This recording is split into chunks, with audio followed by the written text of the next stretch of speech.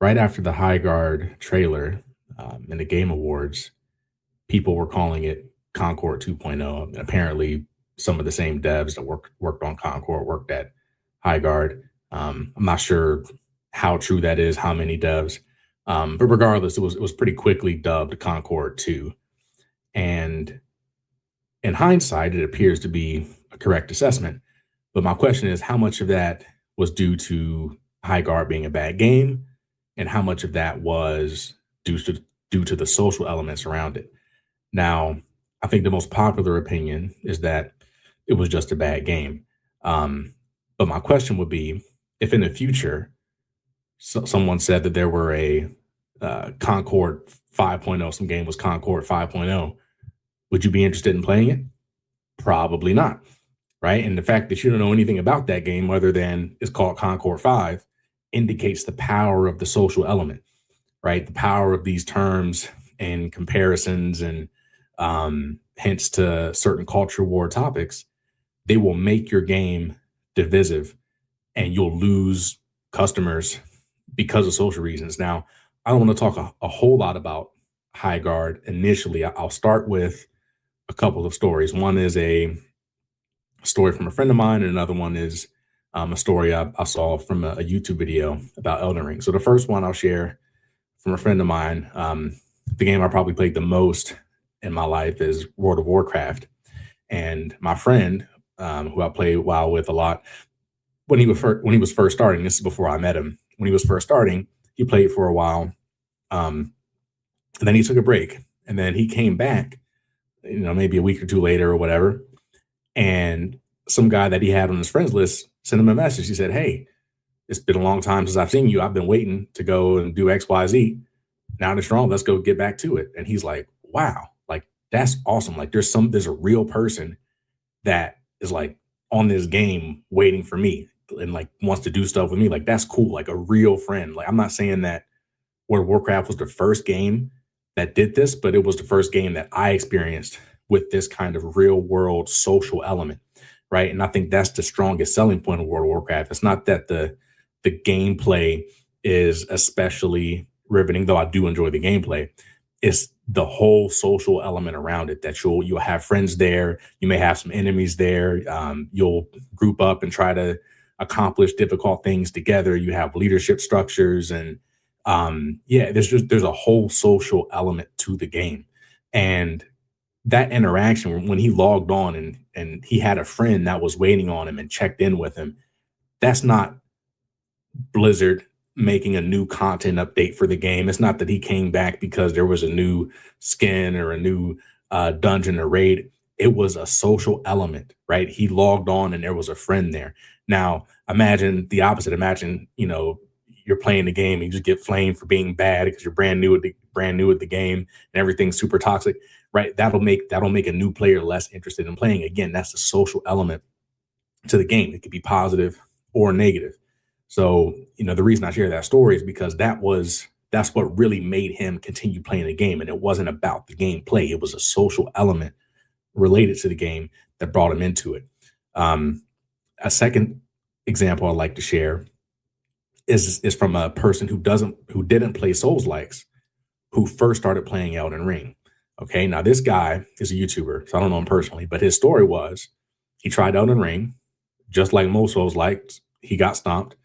And it was the same thing from every other time he tried to Souls like. He didn't enjoy it and he quit.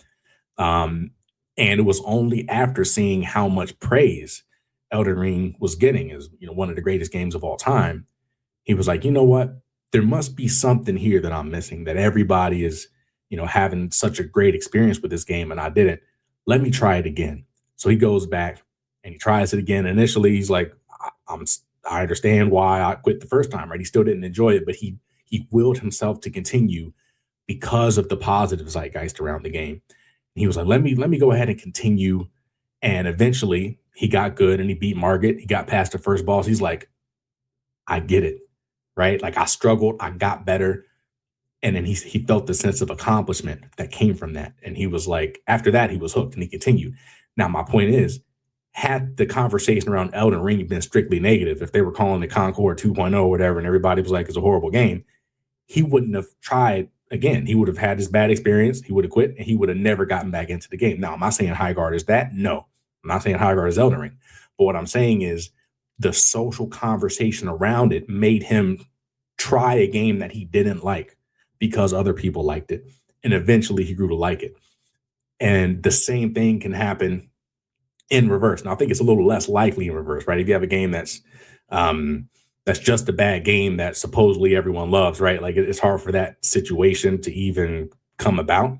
Um, but I do think there's a situation where there's unwarranted or maybe overblown negativity due to things like culture wars that will make it difficult to play a game or make a game seem worse than it actually is. And I think this is where I think Highguard is relevant and is relevant for the future of games because as a game developer, in my opinion, you can't afford to let your game end up in a culture war, mainly because young men play games. Young men are leaning right, right? So if you're going to start a culture war in a game, you're going to lose that. You're going to lose that war, right? Because the customers are on the right. Now again, I'm on the left, but I'm the minority, right? So it's just not worth it for you to do anything that's going to put your game in that culture war conversation. Because if you do so, there's going to be so much negativity around your game on the social side, regardless of the gameplay, that you're going to be in trouble. So, for instance, let's say you wanted to play Highguard, and honestly, I'll share my take on Highguard. I'm not the biggest FPS player. I like my favorite is probably Overwatch, but I'm a Blizzard guy. I wasn't a big fan of Apex. I don't play a lot of battle royales, so it's not my type of game generally. When I played it, I enjoyed it more than I enjoyed Apex, but I think that's because again, I'm a World of Warcraft player. It kind of reminds me of World of Warcraft Battlegrounds a little bit, with like the objectives and capture the flag and like the teamwork and stuff. So I enjoyed it more than most games, but it's not the type of game that I would play. Anyway, I don't think it was that bad. I can understand people saying it's mid, but before anyone even played the game, it was just the trailer coming out. It was already Concord 2, was already part of the woke. And in hindsight, I don't think it was really that woke, but the conversation around it was part of those culture wars from the beginning. And imagine you're a person who wants to play Concord X.0, right? Where there's Highguard, where I think there's um, a Horizon game coming out that people are calling like Concord 3 or 4 or something like that. So imagine you want to play one of these games and you want to tell your friends like, hey, let's play this game. So, oh, you mean Concord 3? Like, no, like nobody wants to play it, even if the game is good. Like the fact that it's known to be woke, you're no one's gonna want to play that, right? Where if you want to play, hey, let's play Marvel Rivals, let's play Overwatch, whatever. There's not a negative feeling about that. Maybe Overwatch a little bit recently, post Overwatch 2. But my main point is that you can't afford to have a negative conversation, even if your game is great, even if the gameplay is good, if it's perceived as woke, it's not gonna you're gonna have a serious uphill battle. And honestly, I think the closest thing that is arguably woke that was a success, I would say, is Baldur's Gate 3. Now, Baldur's Gate 3 isn't entirely woke. It's not mostly woke, but there are portions of the game where you can do some weird stuff with bears, and there's you can certainly be gay in that game.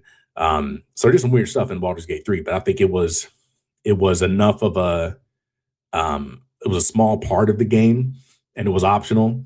So a lot of people didn't really see that, and it's such a good game overall that I think that small amount was tolerable. But if your game does end up in that Concord X.0 conversation, you're in big trouble, even if the game is good. So I guess my recommendation for developers is to steer away from anything that could be perceived as a culture war issue, because it's probably not going to work out too well for you. Could I say anything to the players to ask them to try to be more objective about the things they play? Not really. People aren't persuadable in that way. They're going to do what they want. And if they perceive a game to be woke, they're not going to be a part of it, pretty much regardless of the gameplay. So it is what it is. You're not going to change the market. The only thing you can do is operate around it, which is for devs, stay away from the culture war issues.